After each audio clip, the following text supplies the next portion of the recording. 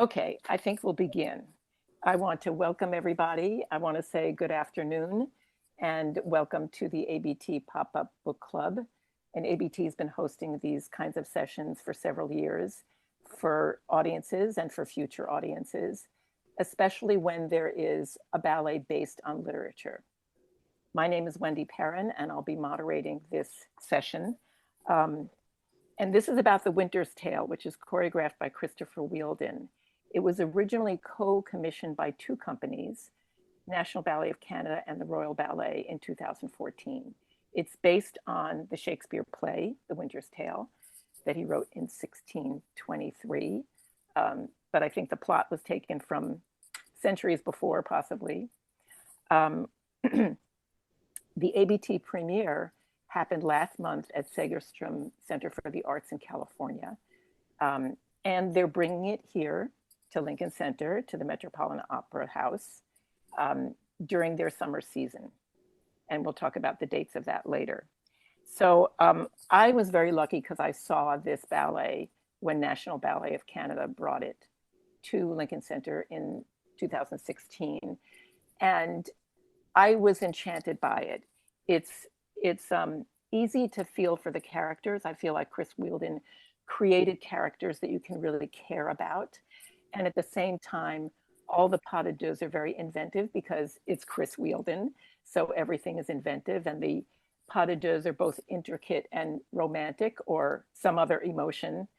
So I feel like this ballet is romantic, tragic, sometimes joyous, but really completely contemporary and really holds together as a story. So it became really my favorite 21st century full-length story ballet when I saw it. So I'm really looking forward to seeing it again. Joining me today is Jillian Vanstone, who played Perdita when I saw it back then, and who set the ballet on ABT, and she set it on other companies too. And we also have Carlos Gonzalez, who is a soloist who plays Florizel, the romantic partner to Perdita. And we have Claire Davison, who plays Paulina. Before I get too deeply into all these names of all these characters, I'm going to ask Jillian to give us a quick synopsis of the plot. So take it away, Jillian. Okay, so I'll try my best to be quick. If I go too fast, people get a little confused because it gets a bit convoluted. So I'll start with, there's two kings. There's the king of Sicilia and there's the king of Bohemia. They grow up together almost like brothers in the Sicilian court. And then years later, as they're both rulers of their respective countries, the king of Bohemia, whose name is Polixenes, comes to visit the king of Sicilia, Leontes.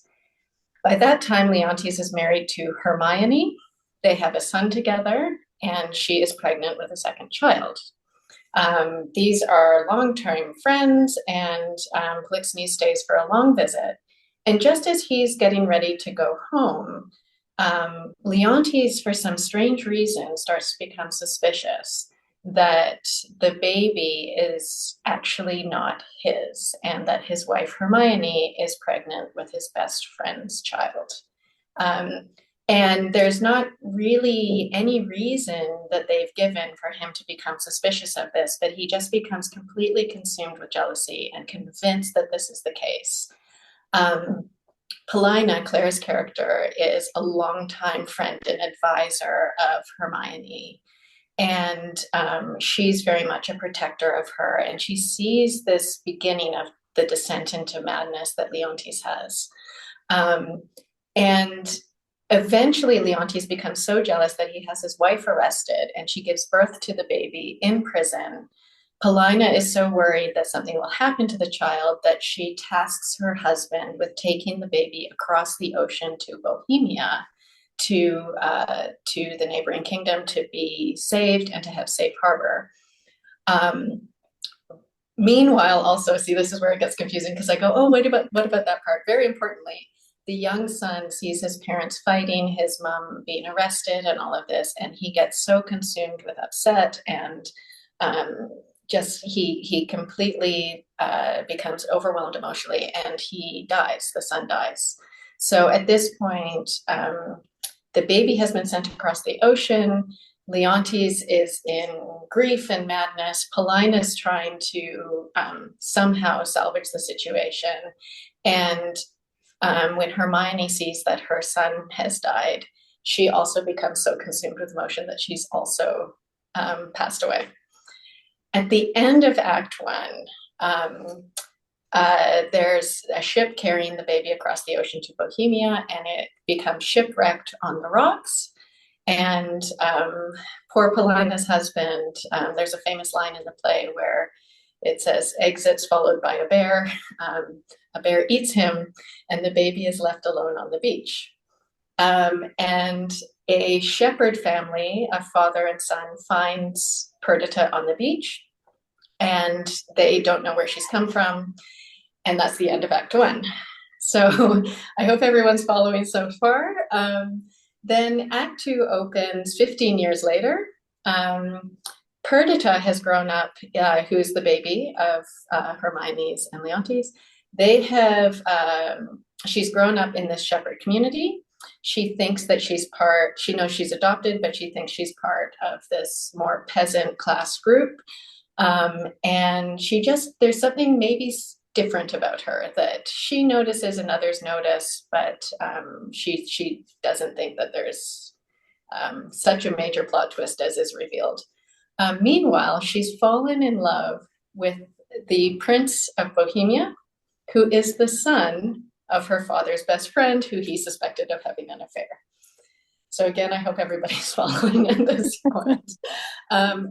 Perdita knows he's royal. No one else in the community does. So this is Carlos's character. He pretends that he's a peasant, but he's not fooling Perdita. They're very much in love, and they just know that they're not really meant to be together, but they just can't help it. They're so in love. Eventually, Florizel's father, who by this time has become so bitter from the fallout with his friend, he discovers that his son is having a relationship with this young, what he thinks is a peasant girl, becomes incredibly enraged, and Perdita and Florizel now flee across the sea over to Sicilia because they know that Florizel's dad and the king of Sicilia used to be best friends.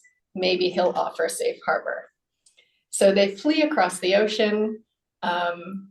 In the third act, it is discovered by Paulina that Perdita is actually the long-lost daughter. She's actually royal. Perdita and Florizel can be married after all. The two kings reconcile, and it actually ends up with a very happy ending and a wedding, and everyone's happy. But before we get there, there's a ton of drama and upset. Meanwhile, Hermione actually didn't die. And Paulina was hiding her away for all those 15 years until Leontes was nursed back to health mentally, and he was ready to be reconciled with his wife. And there's a big reconciliation at the end, and a reunion of the family, except for, unfortunately, the poor son, who is the tragedy of the story. He did not come back to life at the end. I hope that was somewhat clear. It gets rather confusing following the whole thing, and 15 years later and multiple characters and two countries. But I hope that gave a little bit of a sense of the storyline. Well, thank you. And I realized I mispronounced two of the names. I thought it was Perdita, but it's Perdita. And it's a name that means lost anyway. In some yes, it does. And what was the other? And Paulina. Paulina. Yeah. Yes, and I should say though, I think in the UK and in the US, sometimes those are pronounced differently. So you might have just been country specific there. Okay. Well, can we? So I want to say one thing about I thought of there's the first act and second act are very different in terms of light. The first act is sort of dark and dim, and it's in Sicilia, and it's when Leontes has this jealous rage, and there's mistrust and paranoia and revenge. And so the lights are dark, the lines are straight up and down, and it's severe. And then the second act, it opens up with this tree. The sets and costumes are Bob Crowley, who's worked with Chris Wheeldon a lot. Now that tree I thought that was in Bohemia, or is that in Sicilia? That's in Bohemia. So Okay. Cecilia is the very kind of more rigid and buttoned up community, and like you say, filled with tragedy in that first act. And it comes back to that in the third, but then Cecilia's happier. So the tree, can we see a slide of the tree so that people see what that looks like? It's really a magical part of the visuals. So you can see there are things hanging on it. There's someone from inside it who's a musician, I think, and the woman in purple is Perdita, or Perdita, and the tree. You can see the roots of the tree, which I find fascinating because this is like the second generation when you see the second act, but their roots are their king fathers, and that has a lot to do with the plot. And that's Catherine Herland there as Perdita. Okay, we can stop that now. And I want to ask Carlos, as Florizel, who has that romantic relationship where he's disguised, can you, romantic relationship with Perdita. Carlos, can you describe your character and the romance that you engage in? Yes, I think that Florizel like brings to the story the complete opposite feeling that we experience with Leontes, Polixenes, and Hermione in Act One. Like you said, like he's romantic, he's loyal, he's resilient, and he's devoted to Perdita in the most innocent form of love. And so, what was I? Sorry. I feel like he's absolutely devoted to his love for Perdita, and he's resilient. And even when Polixenes threatens to disinherit him, Florizel remains faithful and determined to be with Perdita. So love conquers it all, and he's so devoted to it that he's willing to sacrifice his inheritance and everything for her, basically. But luckily, they flee together, and Leontes saves the day. I wonder if it makes you think of another character in classical ballet of Albrecht, who also disguises himself. He's a nobleman who disguises himself as a peasant.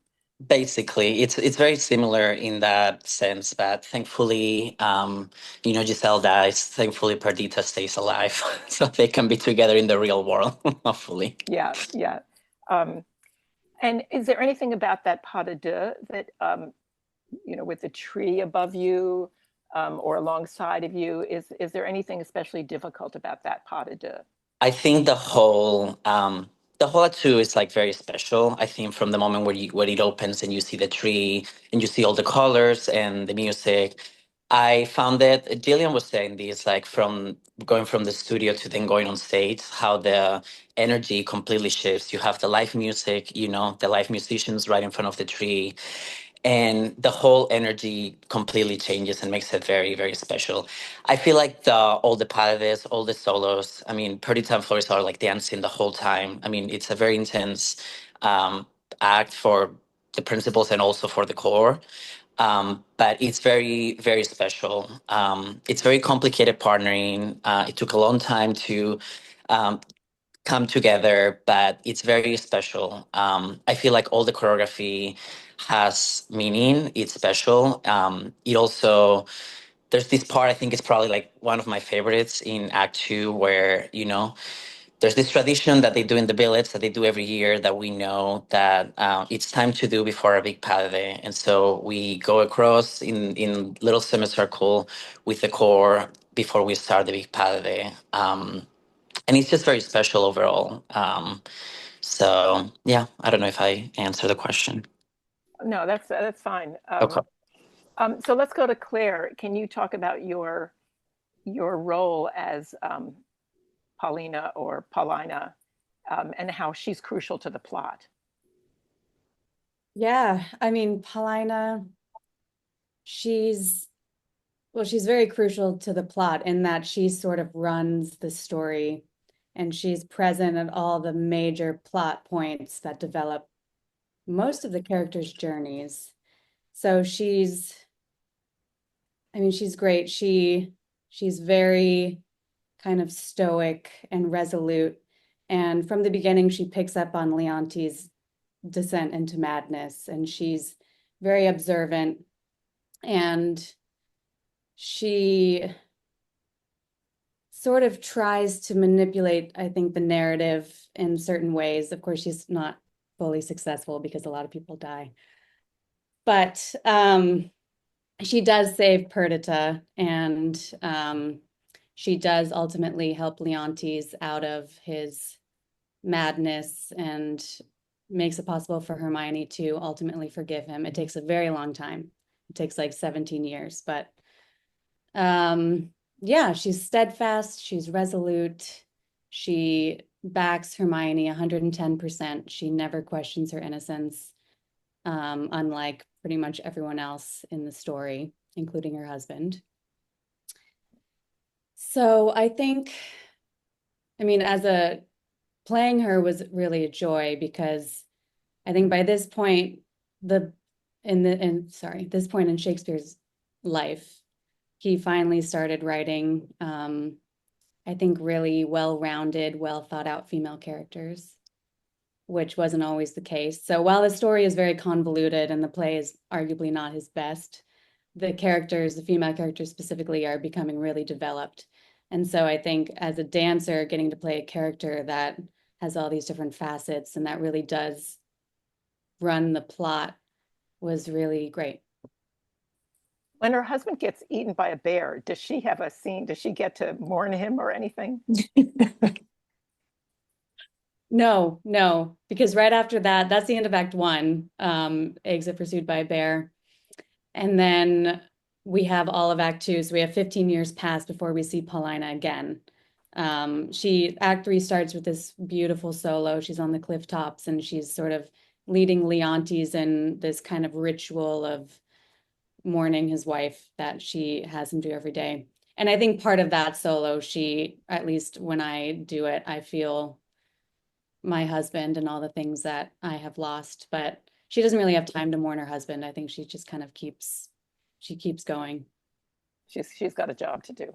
She's got a job to do. So Jillian, what was it like? You were in the original in National Ballet of Canada. What was it like for you to stage and coach this beautiful ballet on ABT?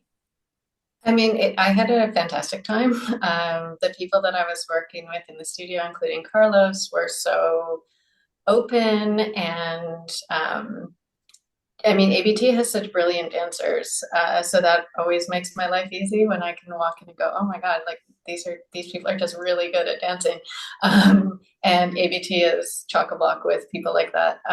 So that's a joy. But the thing that makes me really happy when I'm coaching dancers is when they come into the room with ideas of their own about the character, that they've thought about it, that they want to work together and collaboratively, and everybody that I worked with brought that energy into the room. And that was really fun, because then I'm able to help somebody find their own way and find themselves in the character. I think I would hate to be in the situation where I'm trying to have someone do it the exact same way that I did it or my partner did it. And I want to find people, I want to help people find a way to bring Chris's choreography to life in a way that makes sense for them. And that's when I have a really nice time coaching, is when I can do that. And that was definitely the case here. Nice. So when Chris was making the ballet, did he bring in lines from the Shakespeare play? Did he say, here's what's happening and this is why I'm putting this movement to it? There's moments of that for sure. I mean, one that particularly stands out is actually for Leontes, in that first hint that he's feeling jealousy. There's a line in the play about it feeling like a spider. And there's a moment where Hermione feels the baby kick, and she puts both Polixenes and Leontes' hand on her belly to feel the baby kick. And this is the first idea that Leontes has, that maybe because she put Polixenes' hand on the belly too, that something's off. And he removes his hand from her belly and has this spider movement. And then it hits him right in the guts. And it's this reference to that line in the play. But is also just so demonstrative of that feeling. Like, there's nothing worse than feeling jealous, and how it pierces him, and it's this kind of eating, gnawing feeling. So that's probably the one that stands out in my mind the most, but definitely he studies any script from any novel that he's working off of very closely. So that's one of many, but I think for the audience to look out for it, it's one of the most strikingly visual. And when I saw it, I thought of spiders. I mean, and I described it as that. I didn't know that that was in the original script, but it was the way I saw two different casts and the way they did it. You could really feel the spiders all over their bodies, like this inevitable encroachment. Yeah. And Carlos and Claire, did you, when you watch that scene and what follows is so destructive, does it affect what you do or how you see the ballet? You want to go first, Claire? Sure. Yeah. I mean, I guess because I'm closer to that scene. Carlos is sort of living in a different, Yes. Dimension. world. And I pick up on that pretty quickly. I mean, it definitely affects, it sets the course for the whole ballet and therefore all the characters in the ballet. And especially, I think, Paulina, who's very observant. I think by that point early on, no one else has really picked up on what's happening, but she flags it kind of immediately. So it's very, like you've both described, you feel it yourself. And it definitely just gets into your bones, and it's kind of an ick that kind of settles over Cecilia very early on. Sorry. I just want to say I love it too because I think Chris is willing to go to extremes in his choreography. So in this one ballet, you see this, this sort of horrible self-eating up thing, and then you also see the joy of the romantic pas de deux. So it takes the audience on a really full emotional ride. Okay, Carlos, yeah. I was going to say that I'm also like an understudy for Leontes. So I was a little bit in the learning process of Leontes. And it was very interesting, especially the first couple of weeks when I was kind of doing both before I kind of just like focused on Floricel. How, in my Leontes rehearsals, it was just such a dark environment and the choreography and how, specific all of these hand movements and positions and everything, and then having to go to Floricel, who was this like loving character and like happy and just in this happy place constantly with Perdita whenever we were dancing together. It was very interesting to go from one to another. And then it's also like interesting for me because I don't really come in until Act Two, and so I just show up in Act Two like nothing's happened, and it's like I know all of this happened in the first act, but it doesn't really affect my character, so you get completely two different worlds from Act One to Act Two. And so I try to like be a little bit blind to also when interpreting Floricel to everything that's happening, just focus on my love and my happy place. Sorry for Leontes, even though then I need his help. Yeah. I think it's great for the audience when after an intermission you see something completely different, because you want to, you go out of the theater, you sort of refresh yourself, and you want to come back, and it's really nice when there's a whole different scene, especially when the first scene is so dark and destructive. So Chris Wheeldon was taking this play from 400 years ago and putting it on a modern stage. How do you feel he did that in the choreography? And how do you feel you do it as performers to bring this story into today and make it somehow relevant? So any one of you. I can start. Good. I feel like even if it was like written like 400 years ago, a lot of the themes that are explored in Winterstell, like love and jealousy and forgiveness and reconciliation, are like feelings that we all have, that we are experiencing, or that we will experience at some point in life. And so even if some of the storylines don't feel like relevant to this day, I feel like those feelings and experiences can be very relatable in our lives at some point. And so sometimes those experiences that you've had actually help you interpret the roles, since you maybe have felt those emotions yourself. And so I feel like having those experiences, or even if you haven't had them, kind of like helps put yourself in that place. And so, yes, you're like, acting something from 400 years ago, but the feelings and the emotions are so relatable in some sort of way that I think it makes it very important in the present too. Mm-hmm. Thank you. Yeah, I mean, I also think Shakespeare is full of so much imagery and its rhythm. And so that to me lends so perfectly to dance. And it feels like, especially the way that Chris choreographed and worked off the script, it's all in the choreography. You don't have to add a character on top. It's like you really just, you dance it and the character comes through. And so I think while it's really old text and feels like from a different time, it actually lends really perfectly to this 21st century ballet. Mm-hmm. Nice. Jillian, do you want to talk about that as Christopher's way of making it relevant? Yeah, I mean, I think, like Carlos said, I think he goes with the human emotion of it. It may be about some kings and princes and princesses and a made up village of peasant people. But yeah, it's really, I think the foundation is the emotion. And then when he collaborates with Joby Talbot, the composer, I mean, that brings another level of relevance to it, because Joby is amazing at tapping into emotion and into characters' themes. Everyone has kind of a musical hook to their character, usually with one of Chris and Joby's collaborations. And so the music is also helping to drive that emotion. And so I don't think when people watch it, it feels like something they can't relate to. I think they can relate really well. It just happens to be in the form of a king and a queen that are having this relationship, but it's a marriage, really, ultimately. And I think that's what people see. You sort of forget that it's about these royal characters. You see two people in love. You see someone who's become consumed with jealousy.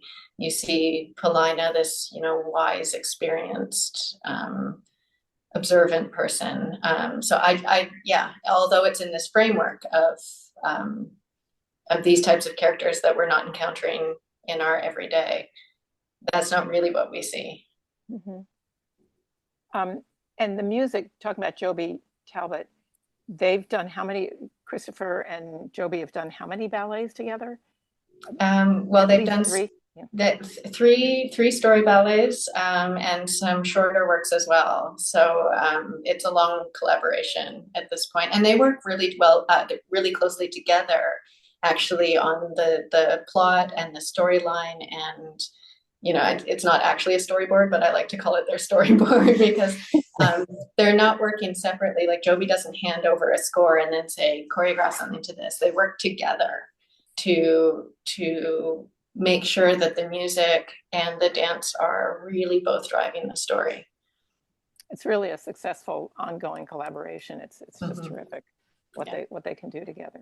Yeah. Jillian, I had another question because there are several child roles in this. Mm-hmm. There's the son who dies from distress. I think Mamilius is his name. Mm-hmm. And there's also two kids who played both the kings in the opening act as kids together. Mm-hmm. So how do you approach coaching the children? I mean, it's usually when we've been to a company, the children are coming from the academy attached to the company. So usually it's from a professional school and they're already working with a good foundation. They've worked with good teachers, and so they know how to be in the studio. So I'll admit, the first time I was asked to teach any of the children, I was really nervous because I hadn't really worked with anybody below the age of 15 before. And so I thought I wouldn't really know what to do. And it turned out that they were great. You have to maybe repeat it a little bit more, or you have to spend more time getting them to act more naturally and not like ballet dancers, because when you're young in school, you might learn more formal ballet mime. And for Chris, his style is more natural in the acting, a little more human. So sometimes you spend a little more time with that, but really it's just about making sure that they have consistency and that we audition the children, so they have to have a sense of musicality, and you sort of pick out some that are already understanding the story in the audition process. And it's interesting how clear it is to pick out the children who really have a good sense of storytelling within a group. So yeah, in the end, I didn't have anything to be nervous about. It was fine. Okay. And all three of you, do you have a favorite scene in this ballet? Either a favorite scene to perform or a favorite scene to watch? I can go first. I always loved, and I love watching it too, but I loved within the Act Two, the wind chimes pas de deux. It's the really long romantic pas de deux that Perdita and Florizel do. And I just love it. The image of the tree, and within the music, there's these, it's as if the charms in the tree are blowing in the wind and making a beautiful sound. And it was always my favorite part to dance. And I really like watching it as well. Now, the charms in the tree are actually making sounds, or they're not, or the orchestra? No, it's in the orchestra, but combined with the imagery, it's like you imagine them blowing in the wind and making the noise that the orchestra is making. Yeah, nice. Claire, do you have a favorite scene? I do. It's the end of Act One, so it's not as sweet and nice as the wind chime pas, but it's kind of when everyone kind of dies in quick succession. Mamilius dies in Paulina's arms, which sets off Queen Hermione dying less than a minute after, which sets off Paulina going after Leontes and kind of really giving it back to him. And finally, all this rage that is built up, she sort of beats it on him and beats him to the ground. And then she's about to walk away from him, but she stops and she decides to stay. She sees how broken he is. And they have this really kind of quiet moment right at the front of the stage. And there's just piano playing. And it's kind of her grappling with what to do and deciding ultimately to pick him up. But not before pulling down the sky. Literally, it's like this big silk piece that's the backdrop, and she pulls it down and she wraps it on him and takes him away. And I think that's just like the perfect imagery for what he has to deal with. And here looks like we're going to see that. Oh, there you are with him wrapped in the silk. Yeah, that's Paulina and Leontes. So that kind of series of events, the last almost the last scene of the first act, is really powerful. And actually, you just reminded me, she actually starts hitting him and beating him, right? Mm-hmm. And I remember seeing that and going, wow, this is the first ballet where I've seen a woman beating up on a man. Somehow that cheered me up. I mean, the audience applauds sometimes. But yeah, I mean, he deserves it. He deserves it. Yeah. Yeah. It's not out of nowhere. It's definitely well deserved. Yeah. So Carlos, I think you talked a little bit about your favorite scene. Do you want to say any more? Yes, I think literally that little scene that I was talking about, it's literally the lead to that pas de deux that Jillian just mentioned. I mean, I think I might be biased, but really that pas de deux in the music for it, it's so pretty. The music keeps going, the dancing goes, and all of a sudden everything stops, and the music becomes very like quiet and subtle, and our movements become very precise, and it's very special. It was very special to perform it. It's like, it's dark, you don't see anything, you just have Perdita and yourself in that moment. You have everybody in the village watching you. It's very special to definitely perform. That's my favorite thing to do. But I think to watch, actually, I loved the last Ballet in Act 3, when the statue comes forward and she's discovered. and the moment when she touches him and he can't believe, that she's alive. And then the last But part of the music say is who the she is, because that statue is Hermione. Hermione. Yes. And because Jillian sort of implied this before about how she really was kept away and kept alive this whole time, but the Yes. statue comes to life. Yeah. Yeah. I also find very, I don't know, it's like a last like touch because she's with the kid, with Mamilius in the statue. And at the end, um, Hermione and Perdita are like reunited and they like leave. And then, he's trying to see if the kid is also alive. And, Paulina is like, no, sorry. Can't bring both back. So We can only do so much we can magic. only do so much here, and so I don't know, there's like so many like little moments and little things that are so special, but I don't know, I just like seeing that statue and Perdita just, sorry, Hermione coming forward after not knowing that she was alive was very powerful to me. And also maybe because I'm just done dancing so I can just enjoy and watch. Yeah. And I think some of what you're all describing is I think Christopher has a gift of giving a larger picture in terms of story, but also the details of every gesture really, really, you can remember, they're memorable. The details are memorable, and they also add to the story. And Yeah. I think it's unusual for someone who really made his name doing non-narrative, oh God, I hate this word, but abstract ballets. Just I guess time and space and music ballets, and then shifting into doing these glorious story ballets. This one being the most glorious. I feel.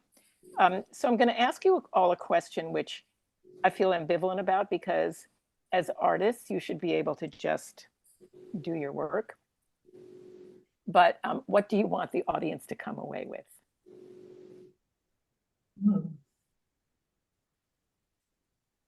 I can start there. I think it also ties into what we were just talking about with Chris's ability to tell a story, which is much better than what I did in the beginning. So I think what I would point out actually is, that we keep talking about the story being convoluted, and of course, my description of the story was not brief, as requested, because there's a lot to fit in, but when you watch it as a ballet, all the characters are so well defined, both in their particular movement, in their gestures, in their musical underpinnings, so everything is working to make these characters extremely clear. So I always hope when I'm coaching this ballet that what the audience gets to see is these very distinct characters who have their own emotional inner world, and no one is just a carbon copy of another, or no one is doing anything that doesn't have intent. So the whole team that stages this ballet, and also Chris's other story ballets, is what we do is we really try to describe the intent behind everything so that those characters become a really fully formed human on stage. And so that's what I hope people are coming away with, is a story about human people, which also ties into, this old story, but I want people to see characters they can understand and relate to, and people that are telling a story. And on top of that, there's all this incredibly challenging and beautiful dancing that everyone will enjoy, for sure. It's amazing. But yeah, that's sort of my goal that I'm hoping people are coming away with once I've got it all taught and handed it off. Thank you.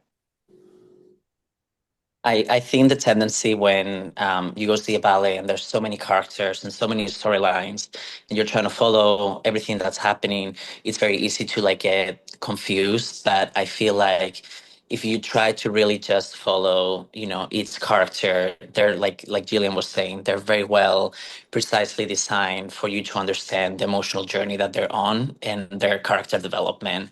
And so I also feel like when I'm performing any sort of role, in this case like Floricel, like I want the audience to come on the journey with me and like see the emotions that I go through and really stay present with what's happening, instead of like trying to be like, oh, what's that character and then the other one. I mean, definitely I would say like read the plot before might help follow a little bit of the characters, but I really hope that people can just come on the journey and feel the emotions that we are all feeling as they're happening. Yeah, I would say I'm looking at my program from 2016, and the synopsis is really laid out in like 6 scenes or something. And I usually find it's better if I can read it before I see the Yeah. performance. So get there a little bit early. So Claire, do you have an answer to that? What do you want the audience to come away with? I mean, I think I definitely will echo what these two just said, and specifically the humanity of the characters and relating to them and following their stories. And I think I don't know how to put this, but like just come and give it a chance in a way. I think a lot of people are kind of resistant to seeing newer full-length ballets, even if the subject is like very old. I'd say just try it out, and you might actually really, really love what is happening on that stage. Yeah, I think because we know what's going to happen in Swan Lake and Giselle and Romeo and Juliet, and we're used to it, and it's like a warm comforter to know exactly what every note of Prokofiev's music is going to bring in Romeo and Juliet. But this is different. You have to really keep wide awake. Mm-hmm. But I'm really looking forward to seeing it again, because I've seen it twice, and even when someone mentioned the silks, I didn't remember that. There's so many things that you don't remember that you can go again and see it again. I had a thought about why a lot of Shakespeare's plays are so dramatic. So many of them involve a king and a prince and a queen. And when a king decides something, nobody questions it. If a king says, oh, I think my wife is being unfaithful, I'm going to put her on trial for treason. There's nobody to say, wait a minute, that's not fair. And that's the way it is with royalty and with kings and queens. And it's starting to feel a little familiar, even though our country is not a kingdom. So when I look at some of these kings' rash decisions in these Shakespeare plays, I feel like it's a little bit like what's happening today. 100%.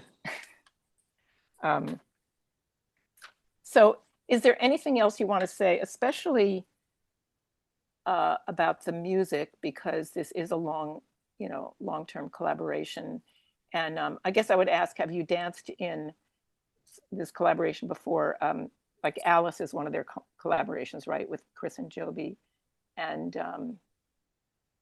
Yeah, we did Water for Chocolate. We did another Water for one, yeah. Chocolate. So did that prepare you for the kind of aesthetics that they do together? I think definitely when we heard the music for Winter Sail, we heard a lot of it, kind of, I mean, definitely not the same, but similar sounds somehow there were familiar sounds than what we had heard with Water for Chocolate. There's definitely like some instruments. I mean, you see them on stage and sounds that you haven't heard maybe on Water for Chocolate, and definitely not in any of the classics that we do, like Swan Lake or Romeo and Juliet. So I was going to say, like, to add to the last point, that even if it's just also to come and appreciate all the different instruments in the music that you hear when you see the ballet throughout the whole ballet, makes it that much more interesting and rich and powerful. And again, it was very impactful for me, from hearing the whole ballet through the piano for 2 months. And then when we got on stage and we got to hear all these other, and Jillian was very good at telling us, I was like, I think she said that it's going to add that much more to the dancing when you can hear all those in betweens, and makes the movement that much richer too when you dance it, when you experience it, and also I think when you view it as an audience member. So, but yeah, definitely a lot of similarities in that collaboration, and I think it helped us get a bit of an idea of what not just counting on eights and fours is like. And I also think it has to do with texture, the texture of the sounds that Joby sort of expands, a lot of light, a lot of dark. And I think that's one of the places where he and Chris Wheeldon sort of match, because Chris also has like very rich texture in his choreography. One interesting thing about the music that people might like to know is that the musicians that are on stage in second act, the instruments involved are each of them from a folk music tradition from a different part of the world. So what Joby wanted to create was something that sounded like really true folk music, but that you couldn't attach to any specific country or origin.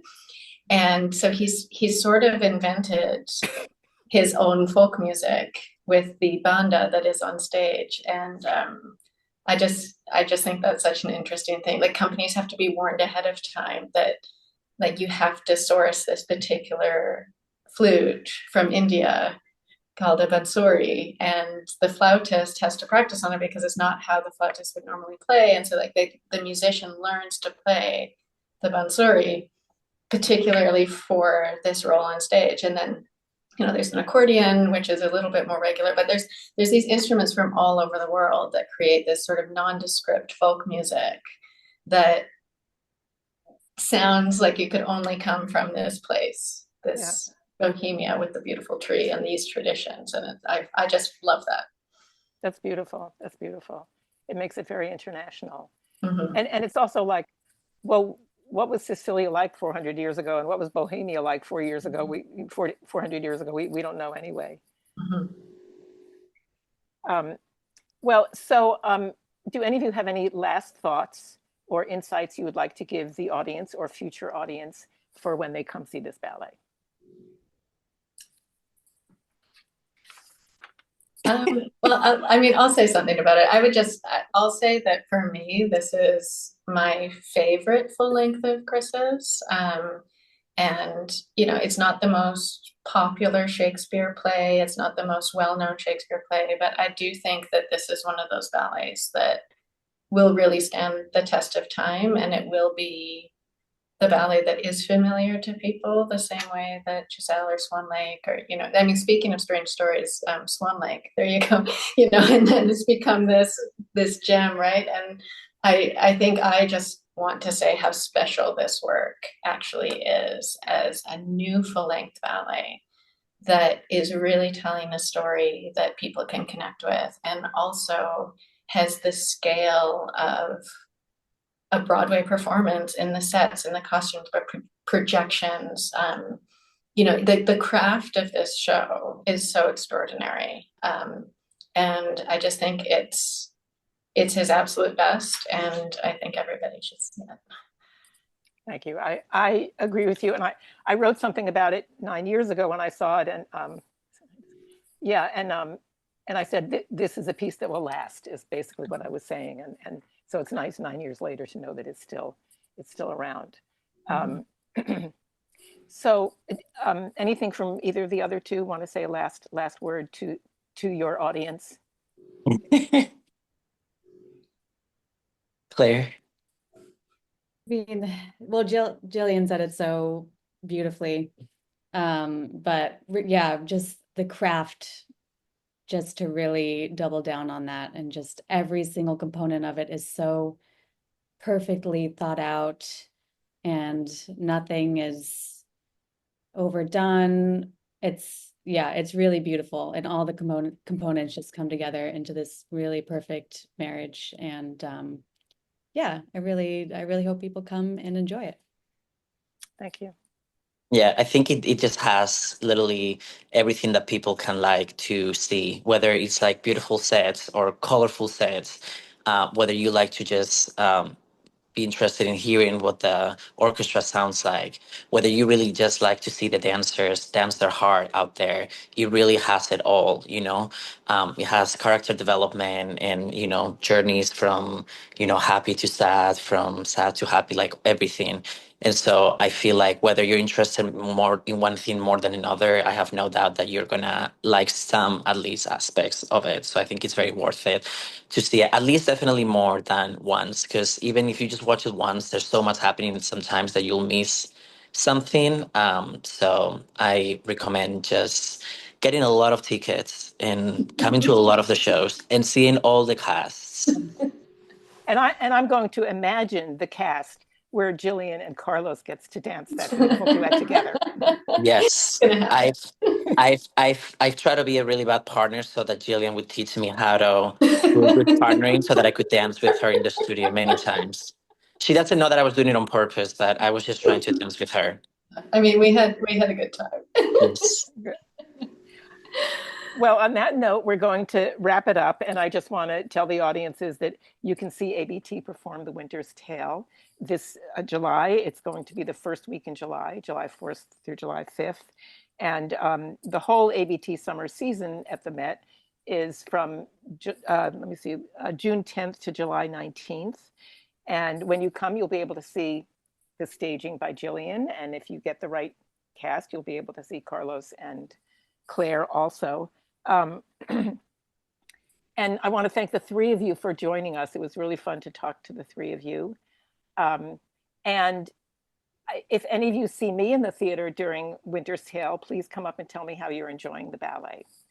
And that's it for this pop-up club. Everybody have a good evening, and thank you all for joining us. Thank you, Wendy.